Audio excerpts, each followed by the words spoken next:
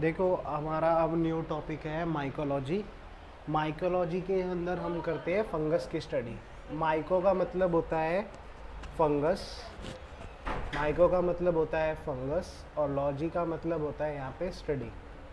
तो हम फंगस की स्टडी करते हैं तो उस चीज़ को हम बोलते हैं माइकोलॉजी, टॉपिक का नाम है।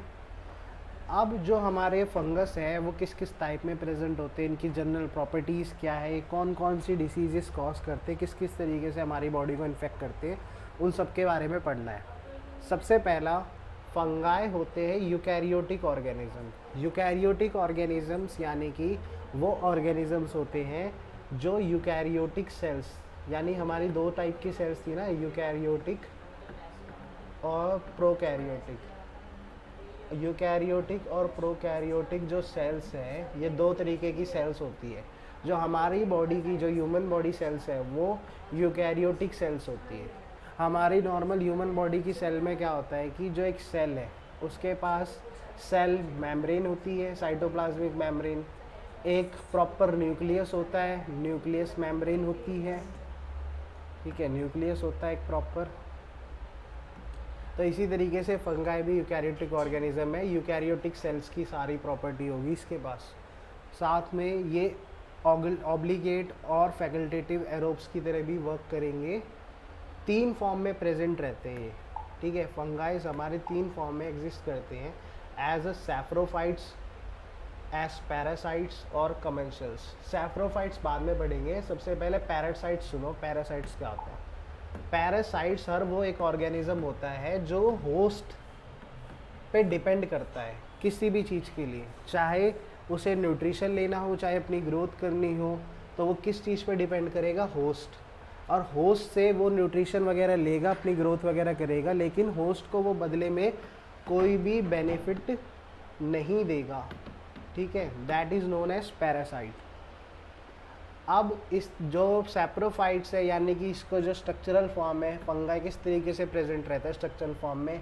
एक रहता है ईस्ट के फॉर्म में, या फिर मोल्ड्स के फॉर्म में, या फिर ये इन दोनों की फॉर्म में प्रेजेंट हो सकता है एट डिफरेंट टेम्परेचर, जिसे हम बोलते हैं डायमॉर्फिक फंगाई। डायमॉर्फिक फंगाई वो फंगाई होते हैं जो ईस्ट और मोल्ड दोनों के फॉर्म में प्रेजेंट रह सकते हैं एट डिफरेंट टेम्परेचर्स, ठीक है। अब इनकी जनरल प्रॉपर्टी की बात करेंगे तो जनरल प्रॉपर्टी में सबसे पहले फंगस के पास एक रिजिड सेल वॉल होती है। साथ ही साथ जो फंगस की जो साइटोप्लाज्मिक मेम्ब्रेन है वो कंटेन करती है स्टेरॉल्स। स्टेरॉल्स हमारे जो पर्टिकुलर ये केमिकल्स हैं, ये क्या करते हैं? इलेक्ट्रोलाइट बैलेंस मेंटेन करते हैं, वाटर इलेक्ट्रोलाइट्स, ठीक है। और इनके अंदर स्टेरॉल्स क्या करते हैं? यहाँ पे मेंटेन करते हैं इनका फ्लूइड वॉल्यूम। अब देखो स्ट्रक्चर बनाते हैं हम जैसे नॉर्मली। सबसे पहले क्या बोला इन्होंने कि भाई फंगाई के पास एक सेल वॉल होती है, रिजिड सेल वॉल होती है, ठीक है। ये फंगाई का स्ट्रक्चर चलो ऐसे सेल की तरह मान लेते हैं, एक रिजिड सेल वॉल है, ये है cell wall, okay, cell wall हो गई।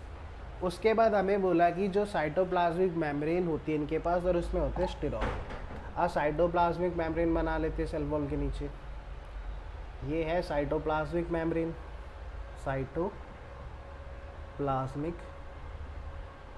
मेम्ब्रेन, ठीक है। साइटोप्लाज्मिक मेम्ब्रेन क्या कंटेन करती है? स्टेरॉल्स। साइटोप्लाज्मिक मेम्ब्रेन में कौन से केमिकल स्ट्रक्चर होते हैं? स्टेरॉल्स होते हैं, ठीक है, जो बेसिकली इसका फ्लूइड वॉल्यूम मेंटेन करते हैं अंदर साइटोप्लाज्म में। साइटोप्लाज्म और क्या कंटेन करता है? True nuclei with nuclear membrane और माइटोकॉन्ड्रिया और एंडोप्लाज्मिक रेटिकुलम, ठीक है। पहले मैं रब कर देता हूँ, इसके बाद पढ़ेंगे इस एरिया में, ठीक है। अब इन्होंने बोला है कि साइटोप्लाज्म जो है, ठीक है, फंगाई का, उसके अंदर एक न्यूक्लियस होता है, और न्यूक्लियस के साथ साथ इन्होंने क्या बोला है कि इसके अंदर न्यूक्लियस है वो प्रॉपर एक न्यूक्लियर मेम्ब्रेन के साथ प्रेजेंट है। यानी कि जैसे कि इसके अंदर एक न्यूक्लियस है, इस न्यूक्लियस की प्रॉपर न्यूक्लियर मेम्ब्रेन है, न्यूक्लियर मेम्ब्रेन है, ठीक है। न्यूक्लियर मेम्ब्रेन हो गई। ये स्ट्रक्चर क्या है? न्यूक्लियस है ये स्ट्रक्चर, न्यूक्लियस। और साथ ही साथ इसमें और क्या है कि माइटोकॉन्ड्रिया और एंडोप्लाज्मिक रेटिकुलम जैसे और भी सेलुलर स्ट्रक्चर्स प्रेजेंट है, और भी सेलुलर ऑर्गेनलीज प्रेजेंट है। तो ये जो सेलुलर ऑर्गेनलीज है, कौन कौन से सेलुलर ऑर्गेनलीज हैं, इन्हें ड्रॉ करते हैं हम। पहला है माइटोकॉन्ड्रिया। माइटोकॉन्ड्रिया होता है पावर हाउस किसी भी का। अगर फंगल सेल्स को एनर्जी चाहिए तो ये माइटोकॉन्ड्रिया स्ट्रक्चर भी प्रेजेंट है इसके पास। माइटोकॉन्ड्रिया के साथ साथ इनके पास और क्या प्रेजेंट होता है, एंडोप्लाज्मिक रेटिकुलम। एंडोप्लाज्मिक रेटिकुलम क्या करते हैं, हमारी जो ह्यूमन सेल है उसमें एंडोप्लाज्मिक रेटिकुलम, चलो यहाँ लिखता हूँ, एंडोप्लाज्मिक रेटिकुलम दो टाइप के थे उसमें, स्मूथ और रफ। ठीक है, स्मूथ एंडोप्लाज्मिक रेटिकुलम और रफ एंडोप्लाज्मिक रेटिकुलम। जो स्मूथ एंडोप्लाज्मिक रेटिकुलम था ये फैट और हमारे जो स्टीरॉल्स या फिर वो बाकी के केमिकल स्ट्रक्चर्स बनाने में मदद करता था। जो रफ एंडोप्लाज्मिक रेटिकुलम है वो क्या बनाने में मदद करता था, हमारा प्रोटीन स्ट्रक्चर्स फॉर्म करने में मदद करता था। अब ये जो फंगाई के अंदर एंडोप्लाज्मिक रेटिकुलम है ये भी क्या करेंगे, प्रोटीन और फैट का सिंथेसिस करने में मदद करेंगे इसकी। फंगाई दो फॉर्म में प्रेजेंट हो सकता है, यूनिसेलुलर और मल्टी सेलुलर। यूनिसेलुलर का मतलब है फंगाई एक सिंगल सेल के रूप में भी प्रेजेंट हो सकता है यूनिसेलुलर, या फिर मल्टी सेलुलर का मतलब है कि कई सारे फंगाई सेल्स इस तरीके से एक साथ जुड़े होंगे और एक टिश्यू टाइप स्ट्रक्चर फॉर्म करेंगे। ये क्या है, मल्टी सेलुलर है फंगाई का स्ट्रक्चर, मल्टी सेलुलर है। अब हमें देखना है कि आगे इसका ये डिवाइड कैसे करता है। नॉर्मली जो हमारे यूकैरियोटिक सेल है, जो ह्यूमन में सेल्स है, वो दो प्रोसेस में डिवाइड करते हैं, माइटोसिस एंड मियोसिस। अब इसकी बात करें फंगाई की कि फंगाई किस तरीके से डिवाइड करेगा। फंगाई डिवाइड कर सकता है सेक्सुअली भी, एसेक्सुअली भी, और या फिर ये इन दोनों ही प्रोसेस से डिवाइड कर सकता है। जैसे डायमॉर्फिक फंगाई जो दोनों ईस्ट और उसकी फॉर्म में प्रेजेंट होता है वो तो क्या कर सकता है, ये दोनों ही प्रोसेस शो कर सकता है।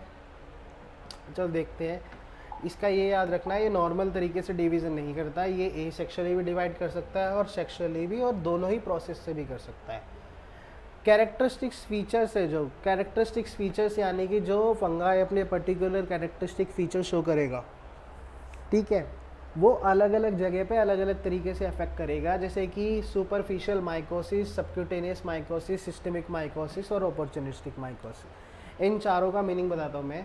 सबसे पहले तो ये माइकोसिस वर्ड है, माइकोसिस, माइकोसिस, माइकोसिस याद रखना। माइकोसिस हर एक वो फंगाई विच कॉजेस इन्फेक्शन, हर एक वो फंगाई जो इन्फेक्शन कॉज करता है उसे हम क्या कहते हैं, माइकोसिस। अब यहाँ पे क्या बता रखा है इन्होंने, सुपरफिशियल माइकोसिस। सुपरफिशियल क्या, जो हमारी सुपरफिशियल है जैसे कि स्किन, हेयर्स और नेल्स, ये हमारे सबसे सुपरफिशियल टिश्यू प्रेजेंट है हमारी बॉडी में। कौन से टिश्यू प्रेजेंट है, अगर मैं सुपरफिशियली की बात करूँ, सुपरफिशियल में स्किन है, हेयर्स है और है नेल्स, ये तीन चीज़ें प्रेजेंट हैं। अगर हमें सुपरफिशियली ये फंगाई इफेक्ट करता है, कोई भी फंगस और इन्फेक्शन कॉज करता है, तो उसे बोला जाता है सुपरफिशियल माइकोसिस। और अगर कोई भी माइकोसिस यानी कोई भी फंगस जो इन्फेक्शन कॉज करता है, अगर वो सबक्यूटेनियस लेयर में करे इन्वेड और उससे आगे इफेक्ट करे, तो उसे बोलते हैं सबक्यूटेनियस माइकोसिस। ठीक है, सुपरफिशिया, सबक्यूटेनियस। आगे है हमारा सिस्टमिक माइकोसिस। सिस्टमिक माइकोसिस यानी कि हमारे पर्टिकुलर सिस्टम्स को अफेक्ट करना बॉडी के। अपॉर्चुनिस्टिक माइकोसिस की खासियत ये है कि चलो माइकोसिस तो हमें पता है, what does opportunistic means. Opportunistic का मतलब क्या होता है, जब भी हमारी इम्यूनिटी, जब भी हमें किसी और डिसीज़न की वजह से जब भी हमारी इम्यूनिटी इम्पेयर्ड होगी या इम्यूनिटी बहुत हमारी वीक होगी, तो उस टाइम क्या होगा कि वो नॉर्मली जो फंगस हमें इन्फेक्ट नहीं करते नॉर्मल प्रोसेसेस में, लेकिन किसी सर्टेन स्पेसिफिक टाइम पे या फिर हमारी जब इम्यूनिटी इम्पेयर्ड होती है या फिर हम जब उनसे प्रोटेक्टेड नहीं होते, वनरेबल होते हैं, तो वो फंगस जब हमें इन्फेक्शन करे तो हम उन्हें अपॉर्चुनिटिक माइकोसिस कहते हैं, क्योंकि ये नॉर्मली तो इन्फेक्ट नहीं करते, लेकिन जब हमें कोई स्पेशल कंडीशन हो तब इफेक्ट करते हैं। तो मतलब अपॉर्चुनिटी ढूंढते हैं ना, तो इसके लिए उनको अपॉर्चुनिस्टिक माइकोसिस कहा जाता है। आगे इन फंगाइस को चेक करने के लिए, मतलब ये हम जब इन्फेक्शन होता है, फंगल इन्फेक्शन या फिर कोई भी पर्टिकुलर इन्फेक्शन है, हमें डाउट है कि वो फंगल है या कौन सा पर्टिकुलर इन्फेक्शन है, अगर हमें फंगल इन्फेक्शन के लिए चेक करना है तो हम अलग अलग तरीके के लेबोरेटरी डायग्नोसिस मेथड यूज़ करते हैं ना। तो उस लेबोरेटरी डायग्नोसिस के अंदर हम कौन कौन से मेथड यूज़ करते हैं उनके बारे में पढ़ना है हमें इसमें। सबसे पहला है डायरेक्ट माइक्रोस्कोपी। डायरेक्ट माइक्रोस्कोपी की बात करें तो माइक्रोस्कोपी के अंदर तीन तरीके के मेथड है हमारे माइक्रोस्कोप में एग्जामिन करने के लिए। सबसे पहला तो है KOH प्रिपरेशन। जो KOH प्रिपरेशन होता है, मतलब होता है KOH होता है पोटेशियम हाइड्रोक्साइड, पोटेशियम हाइड्रोक्साइड, ठीक है, ये याद रखना। पोटेशियम हाइड्रोक्साइड जो हम स्टेनिंग का भी एक पार्ट है पोटेशियम हाइड्रोक्साइड। चलो एक होता है potassium hydroxide mount. Potassium hydroxide mount का यूज़ किया जाता है स्टेनिंग के अंदर। और स्टेनिंग किसकी की जाती है, किसको आइडेंटिफाई करने के लिए, फंगाई को आइडेंटिफाई करने के लिए यूज़ किया जाता है। ये कौन सा पर्टिकुलर फंगाई है, फंगाई प्रेजेंट है या नहीं, या इफेक्ट कर रहा है कि नहीं कर रहा। तो KOH प्रिपरेशन के अंदर हम क्या करते हैं, जो हमारी स्पेसिमिन होगी, ठीक है, यानी जो हमारी स्पेसिमिन होगी ना, स्पेसिमिन यानी कि मान लो मुझे शक है कि मुझे सुपरफिशियल माइकोसिस है। सुपरफिशियल के अंदर हमने पढ़ा था सुपरफिशियल माइकोसिस किसे अफेक्ट करते हैं, सुपरफिशियली हमें नेल्स को स्किन को एंड हेयर, इन तीनों में से किसी को भी अफेक्ट कर सकते हैं। तो मैंने नेल, स्किन या हेयर इनमें से किसी का भी सैंपल ले लिया। उस सैंपल को क्या किया मैंने 10% जो है 10% KOH प्रिपेयर करा है, 10% पोटेशियम हाइड्रोक्साइड प्रिपेयर करा है। इस 10% पोटेशियम हाइड्रोक्साइड के अंदर अगर मैं वो स्पेसिमेन डालूँगा और स्पेसिमेन डालने के बाद अगर ये जो पोटेशियम हाइड्रोक्साइड है फंगाई से रिएक्ट करता है, तो जब मैं इसको माइक्रोस्कोप के अंदर एग्जामिन करूँगा उस पर्टिकुलर चीज़ को, तो मुझे फंगल एलिमेंट्स देखने को मिलेंगे उस पर्टिकुलर ड्रॉप पे। जब मैं स्लाइड पे ये ड्रॉप डिप करूँगा, जब ये मिक्स होने के बाद स्पेसिमेन, जब मैं स्लाइड पे एग्जामिन करूँगा माइक्रोस्कोप से, तो मुझे ये पर्टिकुलर एलिमेंट्स देखने को मिलेंगे, फंगल एलिमेंट्स उसके अंदर जो भी सैंपल है। ये प्रिपरेशन क्या है, एग्जामिन की जाती है माइक्रोस्कोप के अंदर। और इसके अंदर कौन कौन से सैंपल बेसिकली लिए जाते हैं, सैंपल इसके अंदर जो लिए जाते हैं वो है स्किन, हेयर्स, नेल्स और टिश्यूज़। ये सैंपल्स लिए जाते हैं और इन्हें अच्छे तरीके से एग्जामिन करा जाता है। दूसरा जो प्रोसेस है वो है gram staining. Gram staining use किया जाता है gram positive east. Gram positive east को किस स्पीसीज़ के अंदर, कैंडिडा स्पीसीज़ का जो फंगाई है ना, उसके अंदर हम इसे ग्राम पॉजिटिव वाले जो ईस्ट है, ईस्ट फंगाई की फॉर्म को ही कहते हैं, फंगाई से ये भी एक। तो कैंडिडा स्पीसीज़ का जो फंगस है उसके अंदर हम ग्राम पॉजिटिव ईस्ट को ऑब्जर्व करने के लिए यूज़ करते हैं ग्राम स्टेनिंग। स्टेनिंग क्या करता है, staining with the help of colouring agent, यानी कि कलरिंग, अलग अलग तरीके के कलरिंग एजेंट है, हम उनका यूज़ करके हम डिफरेंट टाइप के माइक्रो ऑर्गेनिजम्स को आइडेंटिफाई कर सकते हैं। तीसरा है Indian ink preparation. Indian ink preparation किसके लिए यूज़ की जाती है, किसके डिटेक्शन के लिए यूज़ की जाती है, कैप्सुलेटेड ईस्ट। और किस तरीके से की जाती है, पहला तो चलो मैं इसे रब कर देता हूँ, मैं बताता हूँ फिर।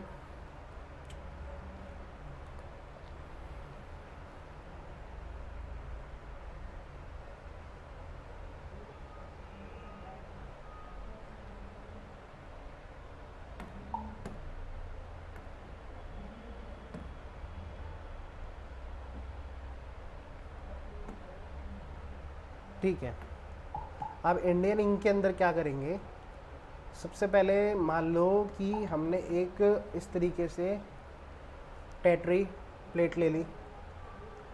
इस प्लेट के अंदर हमने क्या किया कि जो हमने सैंपल ले रखा था, सबसे पहले हमने जो स्मीयर है इसके अंदर स्मीयर प्लेस कर दिया। स्मीयर क्या है, फंगाई के सेल्स है, वो हमने मान लो इस तरीके से फंगाई के सेल्स को प्लेस कर दिया। अब मुझे इनको पता लगाना है कैप्सुलेटेड है कि नहीं, और चलो मैं मान लेता हूँ इनकी कैप्सूल की लेयर की तरह एक स्ट्रक्चर बना देता हूँ, ये कैप्सूल है मान लो इनके ऊपर। अब ये कैप्सुलेटेड है कि नहीं वो मुझे पता करना है, तो उसके लिए मैंने क्या किया, मैंने यूज़ किया है इंडियन इंक स्टेन को, और इंडियन इंक स्टेन कर दिया मैंने इस पूरे के ऊपर इस तरीके से ब्लैक। ये कैप्सूल के साथ बाइंड नहीं करता ये स्टेन, तो कैप्सूलर स्ट्रक्चर इससे स्टेन नहीं हो पाता। और जब हम माइक्रोस्कोप के अंदर एग्जामिन करते हैं तो मुझे कुछ इस तरीके से प्रिपरेशन दिखेगी। अंदर जो फंगाई सेल है वो तो दिख रहा है, लेकिन मुझे ये कैप्सुलेटेड पोर्शन अलग से ऑब्जर्व हो रहा है इंडियन इंक स्टेन्स के अंदर। ठीक है, जो ये ब्लैक सा पोर्शन है, मैंने ये मान लो कि इंडियन इंक स्टेन कर दिया इसके ऊपर, और जब मैं माइक्रोस्कोप के अंदर देखूंगा तो आप देखोगे इसके अंदर मुझे कैप्सूल ऑब्जर्व हो रहा है। ठीक है, इस तरीके से किया जाता है इंडियन स्टिंग प्रिपरेशन के अंदर कैप्सुलेटेड ईस्ट एग्जामिनेशन। और ये जो कैप्सूल कौन सा है, कौन सा वाला पोर्शन है, ये है कैप्सुलेटेड पोर्शन, कैप्सुलेटेड। ठीक है, और अंदर जो ईस्ट सेल है वो ये ऑरेंज वाला पोर्शन है, ये है ईस्ट सेल। ठीक है, चलो आगे चलते हैं।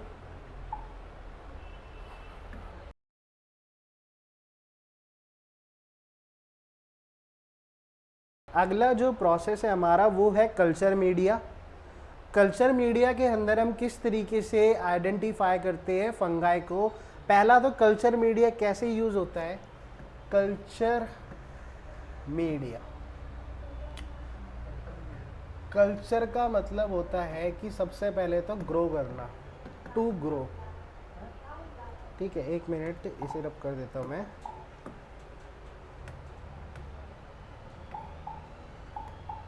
कल्चर का मतलब बताया था टू ग्रो करना। ठीक है, कल्चर का मतलब है ग्रो करना। किसे ग्रो करना, चाहे वो सीड्स हो, कोई भी माइक्रो ऑर्गेनिज्म हो, उससे ग्रो करना। लेकिन कहाँ पे, मीडिया का मतलब होता है एक पर्टिकुलर मीडियम के अंदर उसे ग्रो करना। ठीक है, अब एक पर्टिकुलर मीडियम के अंदर हमें ये ग्रो करने हैं सीड्स या माइक्रो ऑर्गेनिजम्स जो भी हैं। अब हम किस तरीके का मीडियम यूज़ करते हैं, कौन से तरीके का कल्चर मीडिया यूज़ करते हैं फंगाई की ग्रोथ के लिए। कल्चर यूज़ किया जाता है फंगाई को ग्रो करने के लिए। कल्चर मीडिया जो फंगाई के लिए यूज़ किए जाते हैं उसके एग्जांपल्स हैं सेबोरॉइड्स, डेक्स्ट्रोज अगार, SDA, ये आप याद रखना, बहुत इंपॉर्टेंट है ये। दूसरा SDA एंटीबायोटिक्स के साथ। तीसरा है ब्रेन हर्ट इन्फ्यूज़न अगार। ये तीन हमारे कल्चर मीडियाज़ है जो फंगाई की ग्रोथ के लिए यूज़ किए जाते हैं और इनको आइडेंटिफिकेशन के लिए यूज़ किया जाता है। ओके, अगला जो टॉपिक है अब हमारा आता है फंगल इन्फेक्शंस। ठीक है, फंगल इन्फेक्शंस। फंगल इन्फेक्शन देखो हमने स्टार्टिंग में भी पढ़ा था कि अलग अलग तरीके से अफेक्ट करते हैं। कोई सुपरफिशियली अफेक्ट करते हैं, कोई सबक्यूटेनियस लेयर में अफेक्ट करते हैं, कोई करते हैं सिस्टमिक तरीके से, कोई अपॉर्चुनिस्टिक। तो हमारा सबसे पहला फंगल इन्फेक्शन है सुपरफिशियल। सुपरफिशियल यानी कि ये जो हमारा सुपरफिशियली अफेक्ट करेगा ये फंगल, और कौन सी डिसीज़ करता है ये, डर्मेटोफाइसिस। डर्मेटोफाइसिस का मतलब क्या है, इन्फेक्शन होना, फंगल इन्फेक्शन होना। कहाँ पर, स्किन में, हेयर्स में या नेल्स में। और जो फंगस की स्पीसी, इस फंगस जो डर्मेटोफाइसिस जो ये डिसीज़ कॉज कर रहे हैं, जो इन्फेक्शन कॉज कर रहे हैं, वो कौन कौन से फंगाई हैं, कौन कौन सी स्पीसीज़ के फंगाई जो इन्फेक्ट करते हैं ये। ठीक है, ट्राइकोफाइटन, माइक्रोस्कोरम, एपिडर्मोमाइफाइटन स्पीसीज़, ये जो SP का मतलब ही सबके पीछे लगा है, ये स्पीसीज़ है। तो ये सारे फंगाइज है जो इसमें अफेक्ट करते हैं, अफेक्टेड फंगाई का नाम है। क्लिनिकल फीचर्स क्या देखा जाता है, इसमें देखा क्या जाता है, स्किन और हेयर्स और नेल्स में इन्फेक्शन देखा जाता है। आप देख सकते हैं इस तरीके से ये पैच फॉर्म हो रहा है स्किन के ऊपर, और ये किसकी वजह से हो रहा है, ट्रिप्टोफाइटन फंगाई की वजह से, जो एक पर्टिकुलर स्पीसीज है जो डर्मेटोफाइसिस करता है। स्पेसिमिन अगर मुझे चेक करना है तो मैं स्पेसिमिन कहाँ से कलेक्ट करूँगा। अगर मुझे चेक करना है ये कोई भी पर्टिकुलर फंगल इन्फेक्शन है तो मैं कहाँ से कलेक्ट करता हूँ स्पेसिमिन, मैं करता हूँ कलेक्ट स्किन से, हेयर से और नेल से। और कलेक्ट करने के बाद उनका एग्जामिन किस किस तरीके से किया जा सकता है। जैसे हमने दो मेथड तो बहुत अच्छे पढ़े थे। एक तो हमने पढ़ा था KOH, potassium hydroxide. 10% potassium hydroxide के अंदर हम कोई भी स्पेसिमेन ऐड करेंगे तो जब हम उसको माइक्रोस्कोप में एग्जामिन करते हैं तो हमें उसमें फंगल एलिमेंट देखने को मिलता है। क्या देखने को मिलता है? फंगल एलिमेंट देखने को मिलता है। ठीक है, याद रखना। तो डायग्नोसिस में क्या क्या हो गया? KOH की प्रिपरेशन करेंगे हम, और उससे हम जब शो करेंगे, माइक्रोस्कोप में एग्जामिन करेंगे, तो हमें कैसा दिखेगा structure? Branch septate hi-fi. Hi-fi का मतलब होता है कि जो फंगाई की ये ब्रांचिंग लाइक प्रोसेस होती है ना, किसी भी फंगाई की, ये मान लो कोई फंगाई है, जो इसकी ब्रांच लाइक प्रोसेस होगी, ये जो ब्रांच लाइक प्रोसेस है, एक मिनट, इस ब्रांच लाइक प्रोसेस को बोलेंगे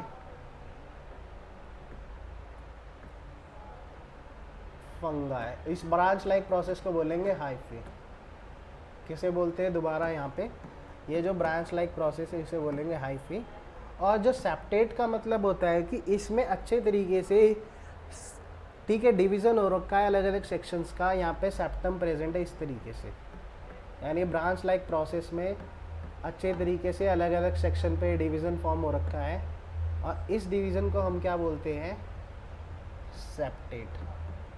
तो याद रखना, हैपाई का मतलब है ब्रांचिंग प्रोसेस, और सेप्टेट का मतलब है septum.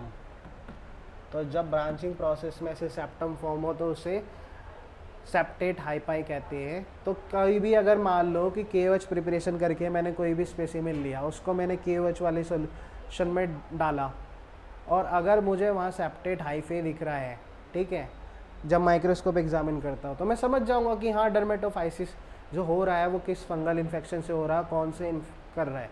Spores surrounding the hair, और हेयर्स को जब एग्जामिन करेंगे तो हमें क्या देखने को मिलेगा कि हेयर्स के आसपास स्पोर्स प्रेजेंट है। और कल्चर मीडिया कौन सी यूज़ करते थे? SDA, सबरॉड्स, डेक्ट्रोस, अगार। कल्चर मीडिया ज़रूर याद करना है, बहुत इंपॉर्टेंट है। फंगल इन्फेक्शन के अंदर तो याद ही रख लेना कि जो तुम एग्जामिन करते हो स्पेसिमेन का, वो तुम पोटेशियम हाइड्रोक्साइड से एग्जामिन करते हो, और जो कल्चर मीडिया का यूज़ किया जाता है वो कल्चर मीडिया है SDA। ये दो चीज़ ज़रूर याद रखना।